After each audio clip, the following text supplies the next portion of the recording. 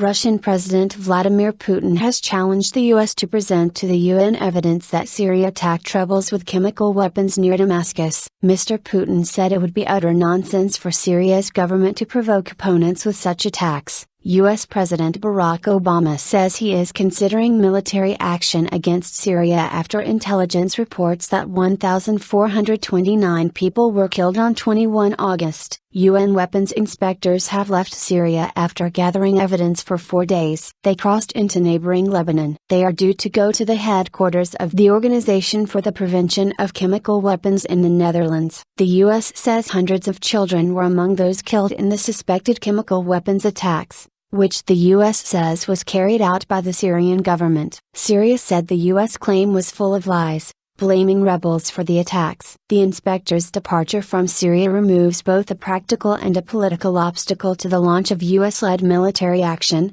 correspondents say. The BBC's Jeremy Bowen in Damascus says people are worried and are making preparations. They do not know what Mr. Obama means by a limited attack and what consequences it will have for them, he adds. Speaking to journalists in the Russian Far Eastern city of Vladivostok, Mr. Putin urged Mr. Obama, as a Nobel Peace Prize laureate, to think about future victims in Syria before using force. He said it was ridiculous to suggest the Syrian government was to blame for the attack. Syrian government troops are on the offensive and have surrounded the opposition in several regions, he said. In these conditions, to give a trump card to those who are calling for a military intervention is utter nonsense. So I'm convinced that is nothing more than a provocation by those who want to drag other countries into the Syrian conflict. He said that the U.S. failure to present evidence to the international community was simply disrespectful. If there is evidence, it should be shown. If it is not shown,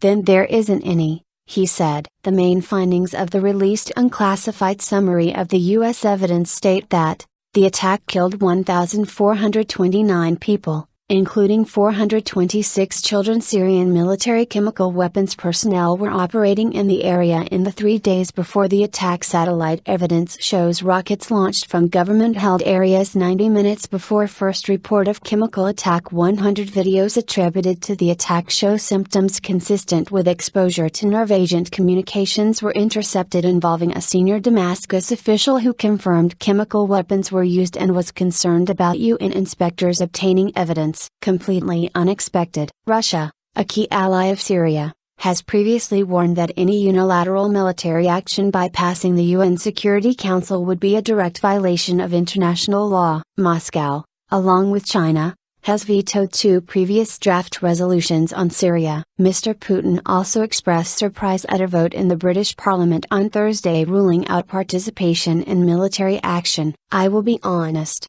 this was completely unexpected for me, he said. This shows that in Great Britain, even if it is the USA's main geopolitical ally in the world, there are people who are guided by national interests and common sense, and value their sovereignty. Meanwhile, in France, seen as the main US ally since the UK vote, an opinion poll suggested that 64% opposed the use of force. Neither France nor the US needs parliamentary approval for military action. Syrian President Bashar al-Assad has said his country will defend itself against any Western aggression.